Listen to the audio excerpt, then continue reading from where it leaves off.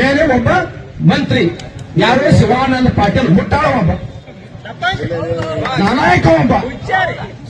ಯಾಕೆ ಮಾತಾಡ್ತೀವಿ ಅಂತಂದ್ರೆ ಯಾಕೆ ಮಾತಾಡ್ತಿದ್ರೆ ನವೆಂಬರ್ 1ನೇ ತಾರೀಕಿದ್ದಂತ ಆದೇಶವನ್ನ ಮರಳಿ ಫ್ಯಾಕ್ಟರಿ ಗುಲಾಮರಂತೆ ವರ್ತಿಸಿಕೊಂಡು ಇವತ್ತು ಮತ್ತು ನವೆಂಬರ್ ಯಾವುದು 20ನೇ ತಾರೀಕು ಇವತ್ತಿನ 20ನೇ ತಾರೀಕು ಆದೇಶನ ಮರಳಿ ಮಾಡ್ತಾನಂದ್ರೆ ನಾಚಿಕೆ ಮಾನ ಬೆಳೆ ದಿನ ರೈತ ನಮ್ದು ಫ್ಯಾಕ್ಟರಿ ಗುಲಾಮ ನೀನು ಶಿವಾನಂದ ಪಾಟೀಲ. ನಮ್ಮ ಉತ್ತರ ಕರ್ನಾಟಕ ಬಗ್ಗೆ ಕಷ್ಟ ನೋವ ಈ ನಮ್ಮ ಕಬ್ಬು ಬೆಳೆಗಾರ ತ್ರಾಸ ಏನನ್ನು ಗೊತ್ತಿಲ್ಲ. ನಾವು 1ನೇ ತಾರೀಕು ಐತಿ, ಕಾಲಾವಕಾಶ ಐತಿ, ಎಲ್ಲಾ ಕಾರ್ಖಾನೆಗಳು ಅಡ್ಡಾಡ್ನು ದರ ನಿಗದಿ ಮಾಡಿಸೋಣ, ಜಿಲ್ಲಾಧಿಕಾರಿಗಳ ಕಡೆ ಹೋಗೋಣ, ಮತ್ತು ಮಂತ್ರಿಗಳ ಸಂಬಂಧಪಟ್ಟ ಮಂತ್ರಿಗಳ ಕಡೆ ಹೋಗೋಣ. ಅಡ್ಡಾಡ್ನು ಅಂತಂದ್ರೆ ಇವತ್ತು ಶಿವಾನಂದ ಪಾಟೀಲ್ ಅವರ ಆದೇಶದ ಮೇರೆಗೆ ಇವತ್ತು ಏನಪ್ಪಾ ಅಂತಂದ್ರೆ 20ನೇ ತಾರೀಕು ಆದೇಶ ಮಾಡಿದ್ರು. ಶಿವಾನಂದ ಪಾಟೀಲ್ ಅವರಿಗೆ ಮಾತಾಡಕ್ಕೆ ಇಷ್ಟಪಡ್ತೀನಿ ಅಂದ್ರ ನಮ್ಮ ಜಿಲ್ಲಾ ಉಸ್ತುವಾರಿ ಸಚಿವರಾಗಿರ್ಬೋದು ನಮ್ಮ ಸತೀಶಣ್ಣ ಜಾರಕಿಹೊಳಿ ಅವರು ಯಾಕಂದ್ರೆ ಒಂದು ಸರ್ಕಾರದ ಒಂದು ಅಂಗ, ಸರ್ಕಾರದ ಒಂದು ಭಾಗ, ಮುಂದಿನ ಮುಖ್ಯಮಂತ್ರಿಯನ್ನು ಬಿಂಬಿಸುವ ಅಂತ ಮುಂದಿನ ಮುಖ್ಯಮಂತ್ರಿಗಳು ಇವತ್ತು ನೀವು ಹೇಳ್ತಾ ಇದ್ರಿ ಏನಪ್ಪಾ ಅಂತಂದ್ರ ನಾನು ನಮ್ಮ ಸತ್ಯಪ್ಪನ ಹೇಳಲ್ಲ ಆಗಲೇ ಇನ್ನು ಮುಂದೆ ಮುಖ್ಯಮಂತ್ರಿ ನೀವೇ ಆಗ್ರಿ. ಇವತ್ತ ದೀಪಾವಳಿ ಉಡುಗೊರೆ ಕೊಟ್ಟು ನಮ್ಗ ಆದ್ರ ಎಲ್ಲಾ ಬೆಟ್ಟ ಇವತ್ತಿನ 3,500,000 ರೂಪಾಯಿ ಅಲ್ಲೇ ಫೋನ್ಯಾಗ ಹೊರಗಿನ ಸಮಯ ಇಟ್ಟಲ್ಲ ರೈತರು 3,500,000 ರೂಪಾಯಿ ಕೊಡ್ತೀನಿ ಅಂತ ಘೋಷಣೆ ಮಾಡಿ ಬಿಡ್ರಿ ಸರ್. ನಮ್ಗೆ ದೀಪಾವಳಿ ಉಡುಗೊರೆ ಯಾಕಂದ್ರ ಇವತ್ತು ನೀವು ಘೋಷಣೆ ಮಾಡಿದ್ರೆ ಎಲ್ಲಾ ಕಾರ್ಖಾನೆಗಳು ಘೋಷಣೆ ಆಗ್ತಾವೆ, ರೈತರ ಆನಂದ ಇರ್ತಾವೆ. ಇಲ್ಲೋ ಇವತ್ತ ನಮ್ಮ ರೈತ ಕುಲ ಇವತ್ತ ನೋಡ್ರಿ ಸ್ವತಂತ್ರ ಯಾರಿಗೆ ಸಿಕ್ತಂದ್ರ ಹೇಳಿಲ್ಲ ನಮ್ಮ ಗುರೂಜಿ ಅವರು ಸ್ವತಂತ್ರ ಯಾರಿಗೆ ಸಿಕ್ತಂದ್ರೆ ಅಧಿಕಾರಿಗಳಿಗೆ ಸಿಕ್ತು, ಪೊಲೀಸರಿಗೆ ಸಿಕ್ತು, ಜನಪ್ರತಿನಿಧಿಗಳಿಗೆ ಸಿಕ್ತು. 1947 ಸ್ವಾತಂತ್ರ್ಯವನ್ನು ಕೊಟ್ಟು ಆದ್ರು ಅವರು ತೊಡಗರ ಕೈ ಹಾಕೊಟ್ಟಾದ್ರು ಈ ರೈತ ನಾವು ಬೀದಿ ಮೇಲೆ ಕೂತೀವಿ ಅನ್ನೋದು. ನಮಗ ಇನ್ನೂ ಸ್ವಾತಂತ್ರ್ಯ ಸಿಕ್ಕಿಲ್ಲ, ಇನ್ನೂ ಸ್ವಾತಂತ್ರ್ಯ ಸಿಗಬೇಕಾದ್ರೆ ನಾವು ಬಹಳ ಹೋರಾಟ ಮಾಡ್ಬೇಕು. ಈ ಕಾರ್ಖಾನೆ ನೋಡ್ರಿ ನೀವು ಇವತ್ತೆ ಯಾರು ಬೀಳಿದ್ರು ನಾವು ಬೇಯಬಾರ್ದು ಅನ್ಸತೈತಿ ಈಗ. ಯಾಕಂದ್ರೆ ಬೇಗ ನೋಡಿ ಚರಮ್ ದಿಪ್ಪಾಗ್ಯಾವ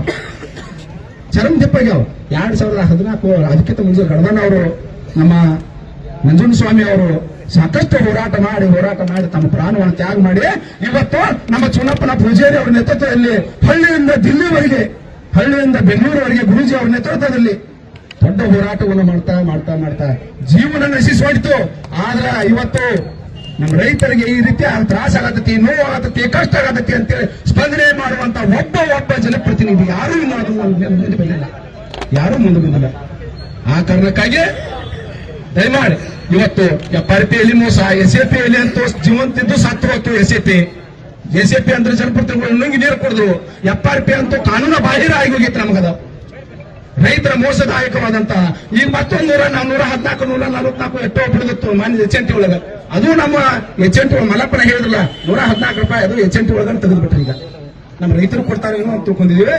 FRP ಹೆಚ್ಚಾತು, ಅದು 314 ರೂಪಾಯಿ FRP ತರ ಜಾಸ್ತಿ ಬರ್ತೈತಿ. ನಮ್ಮ ರೈತರಿಗೆ ಅನುಕೂಲ ಆಗ್ತೈತೆ ಅಂತ ಹೇಳಿದ್ರೆ ಅದು HNT ಒಳಗ ತೆಗೆದ್ರು 750 ತೆಗೆದ್ರು 815, 820 ಆತರ ಮಂತಿ. ಹೀಗಾದ್ರೆ ನಮ್ಮ ರೈತರ ಬದುಕು ಹೆಂಗಾಕತಿ? ನಮ್ಮ ಸಂಘ ಶಕ್ತಿ ದೊಡ್ಡ ರೈತ ಸಂಘದ ಸದಸ್ಯರೇ, ಈ 2025-26ನೇ ಸಾಲಿನ ಹಂಗಾಮು ಪ್ರಾರಂಭದ ಈ ಸಮಯದಲ್ಲಿ ನೀವೆಲ್ಲರೂ ಇಲ್ಲಿ ಬಂದು ನಿಮ್ಮ ಬೇಡಿಕೆ, ಕಬ್ಬಿನ ಬಿಲ್ ಫಿಕ್ಸ್ ಮಾಡಬೇಕಂತ ಏನು ಬೇಡಿಕೆಯನ್ನು ನಮ್ಮ ಮುಂದೆ ಇಟ್ಟಿದ್ದೀರಿ. ಸೊ ಇದ್ರ ಬಗ್ಗೆ ಒಂದೇನು ಹೇಳ್ಬೇಕಂದ್ರೆ ಫ್ಯಾಕ್ಟ್ರಿ ಸ್ಟಾರ್ಟ್ ಆಗೋದು ಡೇಟ್ ಈಗ ಶೀಘ್ರದಲ್ಲಿ ನಾವು ಫಿಕ್ಸ್ ಮಾಡೋರಿದ್ದೀವಿ, ಇನ್ನೂ ಡಿಸಿಷನ್ ತಗೊಂಡಿಲ್ಲ. ಸೊ ಆಡಳಿತ ಮಂಡಳಿ ಜೊತೆ ಮಾತಾಡ್ಕೊಂತ ಡೇಟ್ ಫಿಕ್ಸ್ ಮಾಡ್ತೀವಿ. ಅದೇ ರೀತಿ ನಿಮ್ದೇನು ಬೇಡಿಕೆಗಳನ್ನ ಇವತ್ತು ನಮ್ಮ ಮುಂದೆ ಹೇಳಿದಿರಿ ಅದನ್ನು ನಾವು ಅವ್ರ ಜೊತೆ ಮಾತಾಡಿ ನಿಮಗೆ ತಿಳಿಸ್ತೀವಂತ ಈ ಮೂಲಕ ಹೇಳಕ್ಕೆ ನಾವು ಇಚ್ಛೆ ಪಡ್ತೀವಿ. ಇದರ ಜೊತೆ ಪ್ರತಿ ಸಲ ನೀವು ಹೆಂಗೆ ನಮ್ಗೆ ಕಾರ್ಖಾನೆಗೆ ಹೆಂಗೆ ಸಪೋರ್ಟ್ ಮಾಡ್ಕೊತ ಬಂದಿದ್ದೀರಿ ಅದೇ ರೀತಿ ಈ ಮುಂದಾದರೂ ಈ ವರ್ಷ ಆಯ್ತು ಮುಂದಿನ ವರ್ಷಗಳಾಯ್ತು ಇದೇ ರೀತಿ ನಿಮ್ಮ ಸಹಕಾರ ನಮ್ಮ ಜೊತೆ ಇರಬೇಕು, ನೀವು ಬೆಳಿಬೇಕು, ಅದ್ರ ಜೊತೆ ಈ ಸತೀಶ್ ಗ್ರೂಪ್ ಅನ್ನು ಬೆಳೆಸಬೇಕಂತ ಹೇಳಿ ನಾನು ಎರಡು ಮಾತು ನಾವು ಕಾರ್ಖಾನೆಯನ್ನ ಬೆಲೆ ನಿಗದಿ ಮಾಡಿನ ಪ್ರಾರಂಭ ಮಾಡ್ತು ಅನ್ನುವಂಥದ್ದು ಬೇಕಾದ್ರೆ ಒಂದು ಕಡೆಗೆ ಸಂದೇಶ ಕೊಡ್ಬೇಕ್ರಿ. ಹೌದು, ಅದು ಇಲ್ಲ ಅಂತಂದ್ರೆ ರೇಟ್ ಘೋಷಣೆ ಮಾಡ್ರಿ, ನಾಳೆ ಬೆಳಿಗ್ಗೆ ಚಾಲು ಮಾಡ್ರಿ, ಏನ್ ತೊಂದರೆ ಇದೆ ಬಂದು ಕೂತೀವಿ ಅಂದ್ರೆ ಹುಡುಗಾಟಿಗೆ ಕೂತಿಲ್ಲ. ಕೊಡ್ತೀರಿ ಫ್ಯಾಕ್ಟ್ರಿ ನಮಗ್ ಸಹಕಾರ ಕೊಡ್ರಿ, ನಿಮಗ್ ಸಹಕಾರ ಕೊಡ್ರಿ ಅಂತಂದ್ರೆ ಎಲ್ಲ ಸಣ್ಣ ಹುಡುಗರು ಆಟ ಆಗ್ತದೆ. ಈಗ ಹಬ್ಬ ದೀಪಾವಳಿ ರಾಷ್ಟ್ರೀಯ ಹಬ್ಬ ಬಿಟ್ಟು ಕೆಲಸ ಬಿಟ್ಟು ಎಲ್ಲ ಬಿಟ್ಟು ನಿಮ್ ಫ್ಯಾಕ್ಟ್ರಿ ಮುಂದೆ ಕುಂಡ್ರಾಕ ನಮ್ಗೇನು ಹುಡುಗಾಟ ಕಟ್ಟಿಲ್ಲ, ಏನೋ ಮಜಾ ಮಾಡಕ್ ಬಂದಿಲ್ಲ. ನಿಮ್ಗೆ ಇನ್ನೂ ಒಂದು ತಾಸ್ ಟೈಮ್ ಕೊಡ್ತೀವಿ, ಒಳಗೆ ಹೋಗ್ರಿ, ಉಸ್ತುವಾರಿ ಜೊತೆ ಚರ್ಚೆ ಮಾಡ್ರಿ, ಡಿಸಿ ಜೊತೆ ಮಾಡ್ತಿರೋ ಮಾಡ್ರಿ. ಫ್ಯಾಕ್ಟ್ರಿ ಚಲೋ ಆಗೋಕ್ಕಿಂತ ಮುಂಚೆ ಬಿಲ್ ಘೋಷಣೆ ಮಾಡಿ ಫ್ಯಾಕ್ಟ್ರಿ ಚಲೋ ಮಾಡ್ಬೇಕು. ಹಾ, ಮತ್ತೆ ಅದನ್ನ ಬಿಟ್ಟು ನೀವು ಏನಾದ್ರು ಹುಡುಗಾಟಿಗೆ ಹೇಳಿದ್ರೆ ನಾವ್ ಯಾರು ಇಲ್ಲಿ ಎದ್ದು ಹೋಗಿಲ್ಲ. ನಾ ಹೇಳೋದು ಕೇಳಿ ಸರ್, ನೀವು ಹೇಳಿ ನಾ ಕೇಳಿ ಮೊದಲು ನಮ್ಗೆ ಕೇಳ್ರಿ ಸರ್. ಮೊದಲು ನಾವು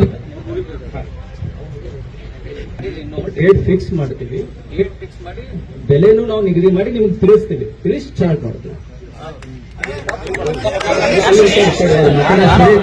ನಾನು ಹೇಳಿ ಕೇಳಿದೆ, ನೀವು ನಾಳೆ ಚಲೋ ಮಾಡ್ತೀರೋ, 8 ದಿನ ಬಿಟ್ಟು ಚಲೋ ಮಾಡ್ತಿರೋ ಫ್ಯಾಕ್ಟ್ರಿ, 15 ದಿನ ಬಿಟ್ಟು ಚಲೋ ಮಾಡ್ತಿರೋ ನಮಗ್ ಸಂಬಂಧ ಇಲ್ಲ. ನಿಮ್ಮ ಫ್ಯಾಕ್ಟ್ರಿ ಚಲೋ ಆಗೋಕ್ಕಿಂತ ಮುಂಚಿತವಾಗಿ ಬಿಲ್ ಘೋಷಣೆ ಮಾಡೇ ಚಲೋ ಮಾಡ್ಬೇಕು. ಯಾಕ್ರಿ ಮಲ್ಲಪ್ಪನ?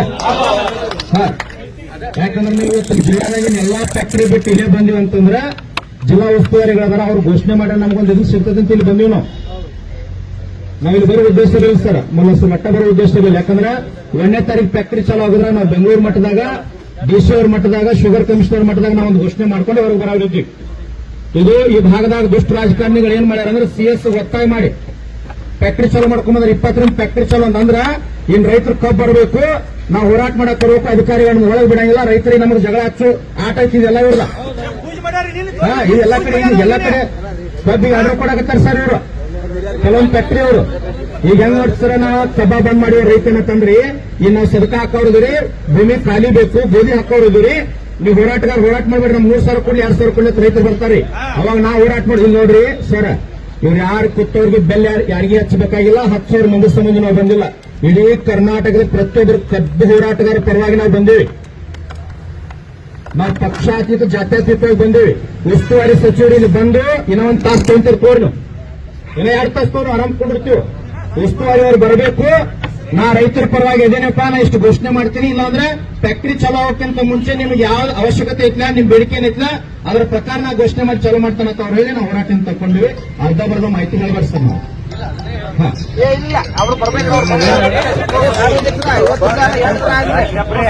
ಉಸ್ತುವಾರಿ ಅವರು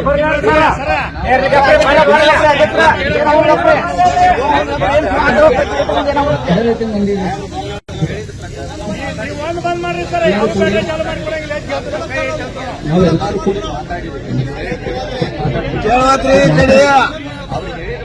ಫ್ಯಾಕ್ಟ್ರಿ ಚಾಲು ಮಾಡೋದಕ್ಕಿಂತ ಮುಂಚೆ ಡೇಟ್ ಫಿಕ್ಸ್ ಮಾಡ್ತು ಇಲ್ಲ, ಚಾಲು ಮಾಡೋದಕ್ಕೆ ನಿಮ್ದು ಏನ್ ಬೇಡಿಕೆ ಏನ್ ಫಿಕ್ಸ್ ಮಾಡಿ ನಾವು ನಿಮ್ಗೆ ತಿಳಿಸೇ ಚಾಲು